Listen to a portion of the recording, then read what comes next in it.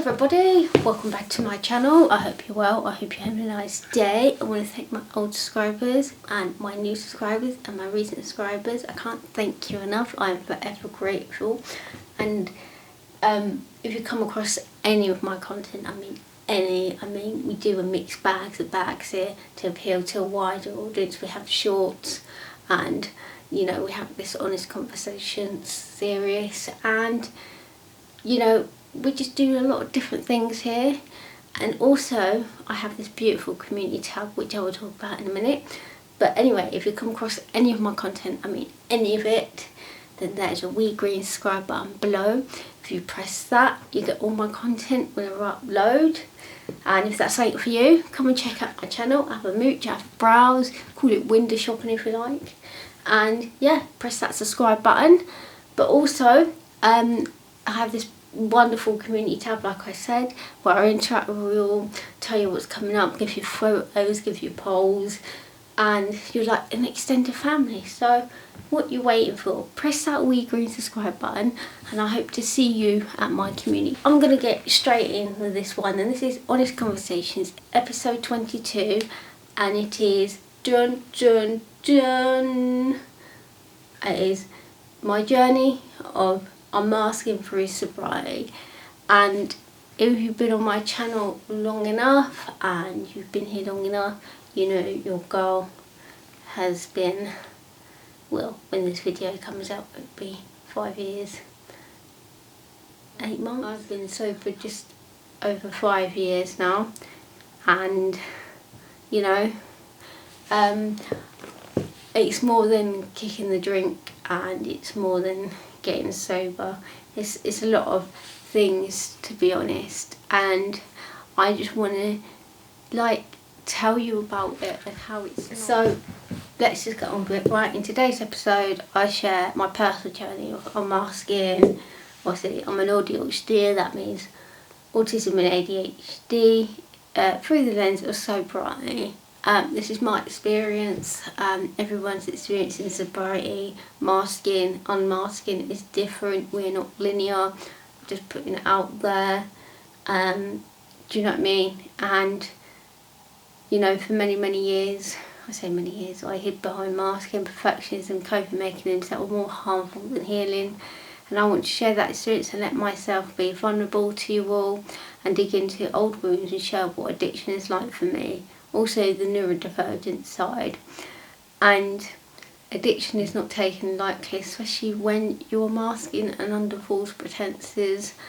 I was known as a high functioning alcoholic. Obviously I didn't drink 24/7, but I drank a lot that I hid it, and I hid it so well that people didn't realise, and nobody noticed I hid it that well. But anyway, let's move on. This is chapter 1, the mask I wore. Like I said, I like any other neurodivergent, been undiagnosed, diagnosed later in life, I am a master of masking. That means I got so good at it that I nearly lost my real identity of me now. And at the age of 13, if we're being honest here, I was a people pleaser, no boundaries, people taking advantage of me. I had a double life from drinking and put on an acting, playing along. It's how I managed to work and to be that extrovert. But it wasn't me, but I kept it up to avoid disappointing people. And at that time I was an undiagnosed AuDHD. Drinking drugs was my saving grace, I thought. I was fitting in because that's how society worked, an anti-world, and I knew deep down I never fitted into the social norms. I was existing through drink, i.e. alcohol, but it dulled me and numbed me to the core, but I was slowly losing the authenticity. And many, from stories I've heard, who are AuDHDer, they mask, and because we are women, girls, we have this chameleon effect and we mould ourselves to the world. And that's why at the time, back in my days, in the 80s, it was only diagnosed in boys and not girls. We were non-existent, and we were given that ableist balls shite, saying, oh, she's just shy, or do you know what I mean? And it was all that crap. But we're getting a bit better in society nowadays for girls, women, but it's still hard. And yeah, so you know, that's me being honest. Yes, I did drink from the age of 13 up until when I got sober in 2020. My maths is not good, but if you calculate that from when I got sober in 2020, then yeah, it would work it out. But anyway, let's move on. So this is chapter 2, the day I chose sobriety. Like always, I'm just going to get to the point. I'm going to get into it and filtered as you do, as I do. But anyway, not to be dramatic, but on the 10th of February 2020 was a turning point. Despite it being CV19, at the time I realised alcohol was not going to numb me or my pain. It was now or never. The first few months were overwhelming and I was stimulated. I had to erase the old me and have a new chapter and find my authentic self, AuDHDer. Hence why people ask me about my blackouts I had done between 2020 and 21, because I thought to myself, if I'm going to get sober and I'm going to get a new chapter and I'm going to be unmasked, then I have to move on. In that perspective, it was also a spiritual journey for me too, of sobriety, as much as it hurt like the feck. But, you know, I just wanted to cover that in case you're wondering. And now you want to know more. So I had to reflect and create boundaries. I had to walk away from things that I knew, even old friends, fake. Like, I left modelling, I left extra work. When I got sober on that day, people doubted me and said that I wouldn't do it and I wouldn't last, and that made me realise, oh, they're not my friends. And the people that stood by me when I got sober, that told me everything. You know, if I was doing this, it would be 100%. There was no going back. There was like, if I'm going to do this, I'm going to kick it. So when you got sober and you put you first and you're number one, I had to find me again, without the drink, without the people pleaser, beating up myself because I always thought there was something wrong with me. There wasn't, and it was a journey I had to go on, and off all the wheels in motion. And I did this all by myself, and it wasn't easy. And every alcohol bottle I had, I sunk it down this sink. I locked myself away from people when I got cold turkey, as they say, and the first few weeks. I isolated myself. That was the upside of CV19. We couldn't go near anyone, and you know, yes, it took me that much to kick me up the arse. It had to be a lockdown. I don't know why, but it did. Something in me went right. And like I said, I left my old life. I left everything behind. I had to go, okay, we're going to do this. We're going to do it. And that's what I did. And isolation and being on my own for many months to get through the cold turkey of it, and not have a drink. Because when you're drunk from the age of 13, wow, you know. And yeah, and people go, oh, we're proud of you for doing it. And I love that. But there's another part where I hate the inspiration. I hate being an influencer. Being a high functioning alcoholic is not influential. And, you know, I'm not inspirational, but that is my own opinion. And I don't mean that to be nasty, but I don't, as a high functioning alcoholic, I don't want to be an inspiration or an influencer. I just want you to see me that, okay, I've got through it, grand, and all that I put a short on about it a while ago. But that is my own opinion, you know, that is just me, nobody else. But anyway, let's move on. People's chapter 3, AuDHD and addictions. So, I read many similar stories to mine of how fitting in was either with drink or drugs and masking, even masking without the said addictions. I felt I had been seeing feelings. I was not the only one, you know. who is AuDHD and with an addiction problem. At first I was ashamed, you know, and I would never say out loud I was a high functioning alcoholic. I would never say that at the time because I was ashamed, and people still look at you with two heads, like, because now there's a market for alcohol free, and people think because you're a high functioning alcoholic like myself or an alcoholic, I mean, yeah, I get there's many people that can't do that due to the temptation, but I got a lot of shit for it. And people go, oh, you must drink, or you must this. And if you know me, I'm Irish, I'm a rugby girl, I love my Six Nations, I love my team. And sometimes, you know, I like to sit in the pub, especially when I go back home to Belfast, and it's there, and it's like I don't have to put on false pretenses like I did when I first started. But, you know, anyway, let's move on from that. But like I said, when I told people I was a high functioning alcoholic, I wouldn't say it out loud. And I felt proud because I was healing through sobriety. I don't speak for anyone else, by the way, not my story to tell, but it opened my eyes. I was loving and accepting me and finding the authentic career about unmasking addiction. I felt liberated. From that moment, I took my sobriety as an exception and not to be ashamed. Sharing my milestones with the world gave me more reasons to say, yes, it's hard and it's not easy. But the first I was saying, I'm an alcoholic and I'm going to get better.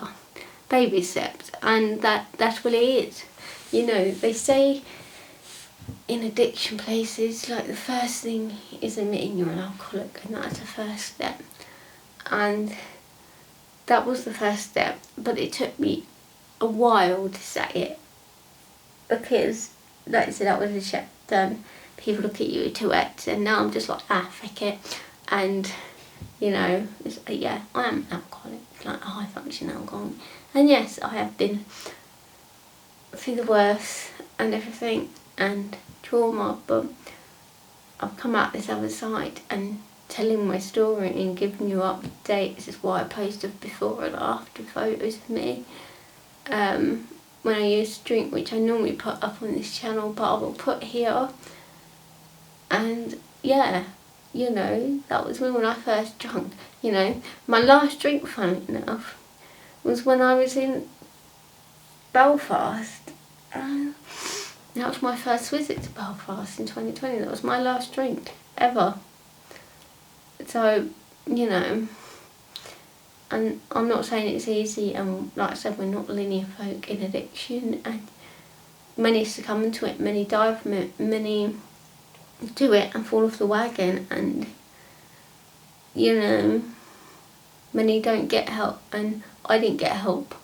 Like I said, I did it by myself, and I went cold turkey, and it was hell. It was hell on fire. It was like feck, because when it's something all you've known is drink from the age of 13 and you've known nothing else, and you've dabbled in drugs, it's like, you know, you have to reassert yourself and go, actually, okay, let's do this.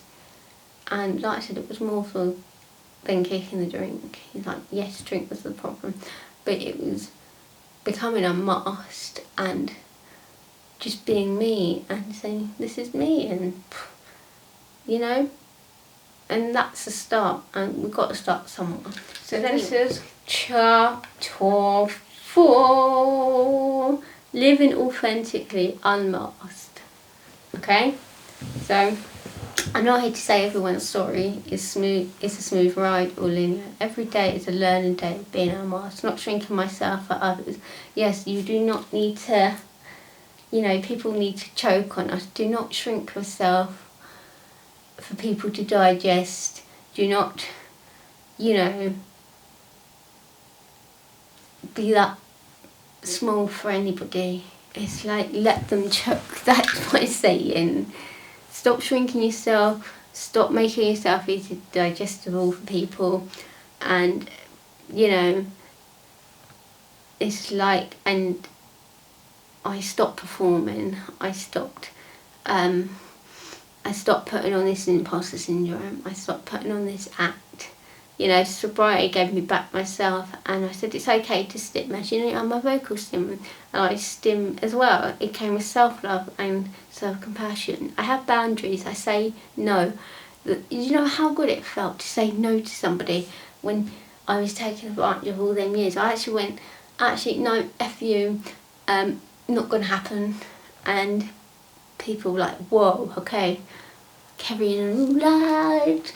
But yeah, do you know what I mean? And that is boundaries. You've got to have boundaries. When you go to sobriety, you've got to go the full hog. You can't go half of the hog. You've got to go full hog. And it is the bloody best thing, liberating thing I bloody did.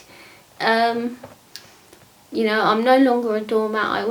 I walk away from negative or toxic people energies. I don't do perfection. I traded it in for me, and yeah, I traded it for me, and rough around the edges. I'm actually living life authentically as me today. It feels wonderful. No 2 days are the same. My conversation today is not to be an inspiration, or as Gran would say, a problem shared is a problem halved. But like I said, we're not linear, and if you're an AuDHD and you have an addiction problem, please share your experience or comment below. If you don't want to, that's fair enough. But I share this video on my experience as an AuDHD at the time when I was undiagnosed, at the time that I got diagnosed, and in both of my dual diagnoses to getting sober. And you know, I just want to know if this has resonated with you, or you could share this video with somebody and let them know you're thinking about them. You know, just, you're welcome to comment, but if you don't want to, and that is fine, and you need a safe haven for not to comment, I appreciate if you just watched, you know. But addiction is different, and you know, I can't speak on for anybody else, but this is why I share my story. This is my story to go. You know, I've got here after 5 years, so many months, which it would be all been the spiritual rock. But yeah, anyway, I'm waffling. But anyway, as per, don't forget to like, subscribe and comment below, and I will see you for the next one. Love you. Bye.